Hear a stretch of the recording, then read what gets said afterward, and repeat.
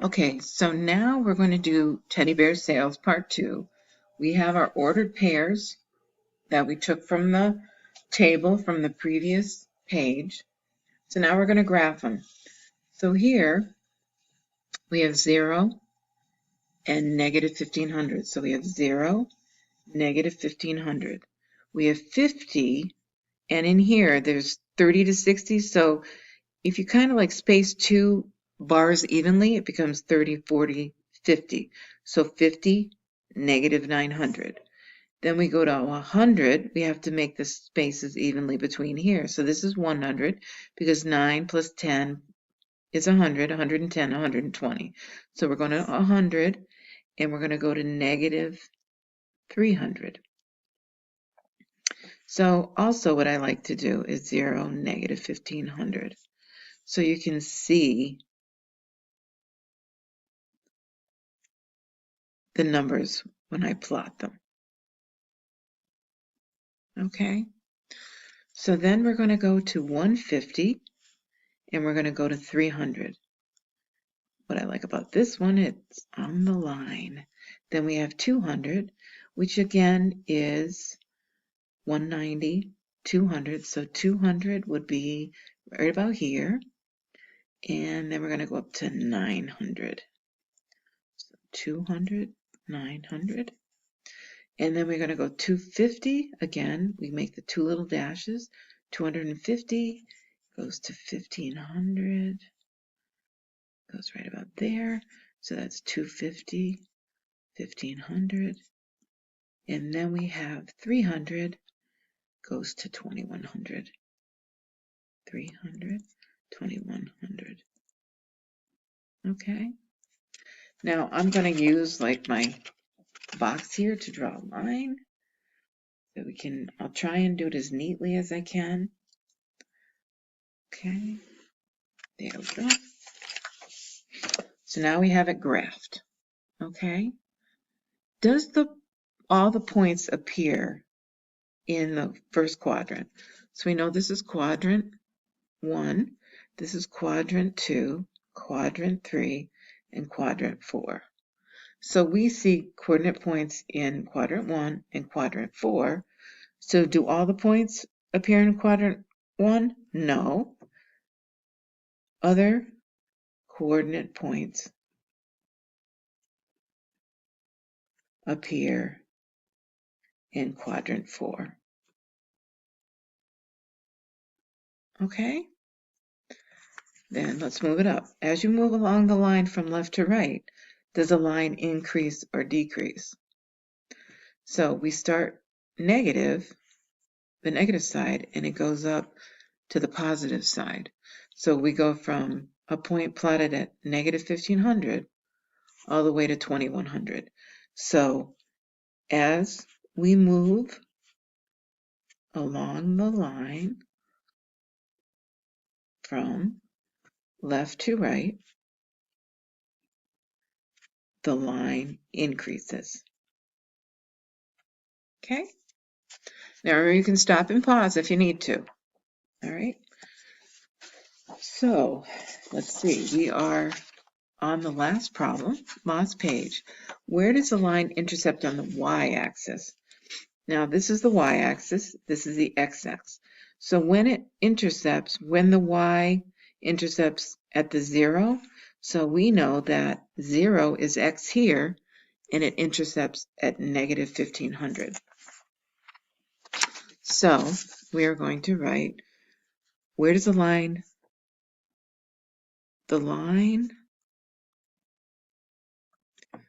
intercepts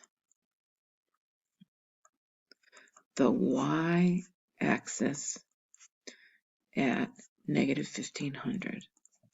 And what does this tell us? So I like to use change over y is change over x.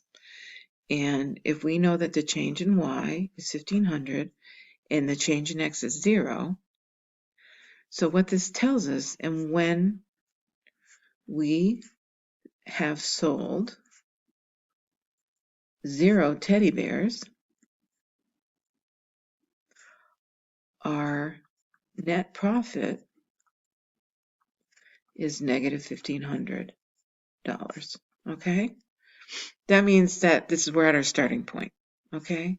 This is our starting point. Okay? And where does the line intercept on the x-axis? Let's see. Around 125, I'm going to say. So the line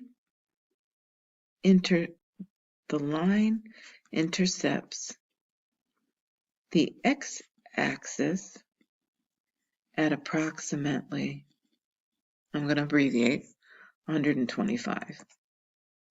What does this point tell you? Again, I like to use the change of y over change of x. So what this is telling us, when the net profit is 0 and we have sold 125 teddy bears, so for every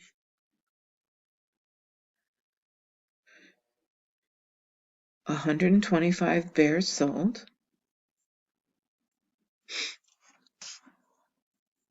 we will earn $0, or we consider this, we break even. So this is when you sold enough bears to pay for all the shipping and the original cost of $1,500. Okay? And use the graph to make a better estimate of how many bears the couple need to make their goal of at least $1,000. So we're going to say approximately, when we look at the chart here, we want to make 1,000. Where's the chart? The chart is here. Or if we look here, if we want to make $1,000, we're going to go like about here. And that is going to bring us a little before this. So we're going to say about 209 if we look at the chart. Okay, so approximately 209.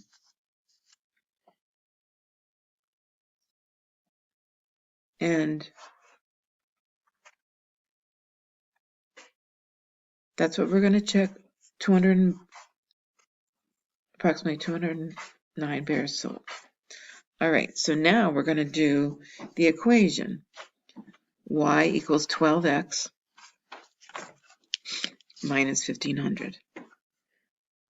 And this is similar to the fx equation that we used to use. Okay. Now the coefficient 12, what does that mean? If we go back to the original page, we know that they plan to sell the bears for $12 each. So the coefficient of 12,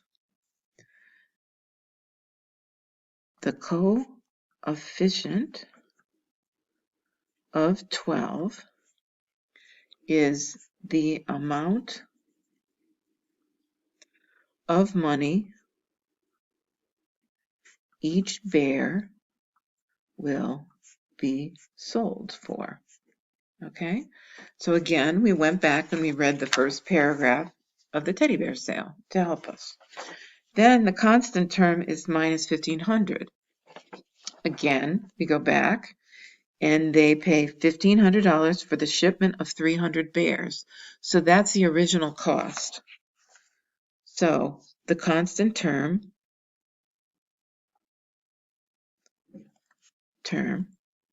minus 1,500 represents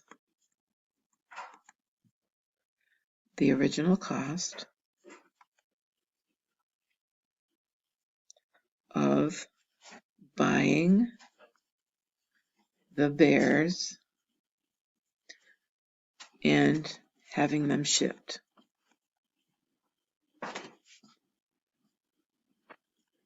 So this is the original cost. This is the original cost. Okay?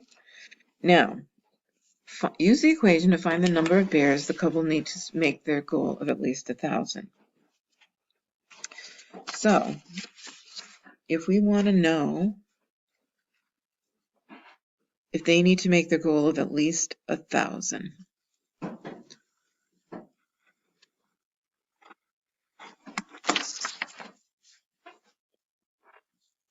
okay, so what we need to know is, so if we want at least 1,000, we have to, the net profit is Y.